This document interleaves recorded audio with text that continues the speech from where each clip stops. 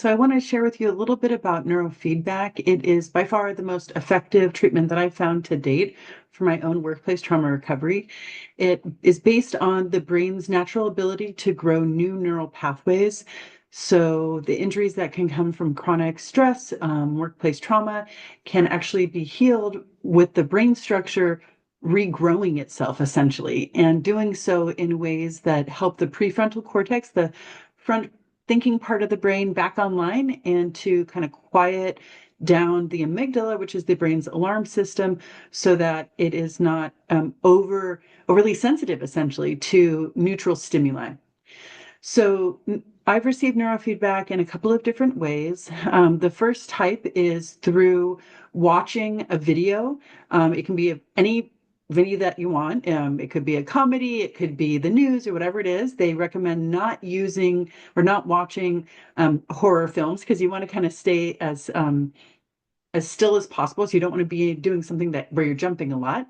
But the neurofeedback, what it does is when you're watching the show, your brain waves are actually being tracked by leads that are placed on your school that are reading your brain activity. And when your brain starts to do something that you're trying to train away from, the audio and the visual will go down so that you have a darker screen and you can't hear what's happening on the screen. And when your brain is doing what you're trying to get it to do, then the image and the sounds stay bright and loud. So nothing is put into your brain. In fact, the only thing that's happening are these nodes are reading the electrical impulses that are happening inside of your brain. So one way that this can be done is by wearing a neurofeedback cap. So you can see this cap has this long rainbow cord, and at the end of it, it actually gets attached to what's called an amplifier. So this is an example of an amplifier. And what's happening is inside of the cap, there are a whole bunch of little nodes that are reading the electrical brain waves. And then you've got two grounding pieces that are put on each ear lobe. And so what you do is you sit down, you put on the cap, you turn on the amplifier, which is connected to a computer program, and then you just start watching whatever it is that you want to watch. The goal is to stay as still as possible, to keep your eyes open and pay attention to what you're watching. And your brain actually does all the work by itself. It's pretty incredible. So this is, I think it's called a 19 channel cap. Another type of neurofeedback that I've done uses individual leads. So it's not part of a cap, but they're just these individual, some of them are little clips that you put onto your ears so that as a grounding. And then the others are these little just tabs. And what you do is you take a certain kind of gel and you fill it and then attach it to the part of your brain that you're doing the neurofeedback on. And it's the same process, just like with the cap, where the audio and the visual will go down if your brain is not doing what you're trying to get it trained to do more of. Let's say you're trying to increase the amount of calm that you experience. When your brain is calm and focused, the image and the sound will stay bright and loud. When your brain does the opposite of maybe being scattered or feeling anxious, then the audio and the visual would go down.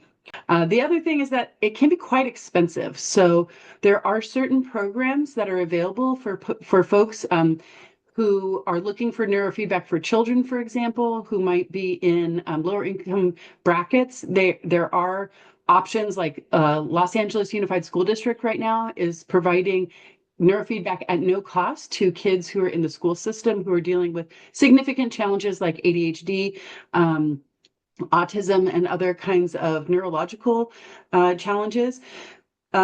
Insurance companies can cover the cost of neurofeedback, but typically the neurofeedback would need to be administered by a neurologist, and it would need to be covered by one's plan. But I just want to give you a sense of what it looks like and what it can feel like. I don't feel anything on me when I've got the clips on my head, on my ears, or the leads on my head. The other thing that I've done instead of watching a video, I also do neurofeedback where I have the leads attached to my head and then I'm listening to music. It's kind of a funny sound. It's like a mixture of like awe sounds and then natural sounds like ocean waves, birds who are chirping. And what happens is I just lay there with my eyes closed. I've got the leads on my head. And then I've also got these earphones on. So I'm listening and I've got the leads on. And then I don't even know exactly what happens, like how it works, other than it is for deep theta brainwaves.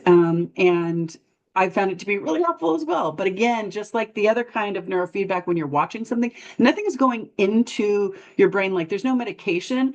With the sound, obviously you're listening to sound, specific kinds of sounds. And yeah, let me know if you have questions.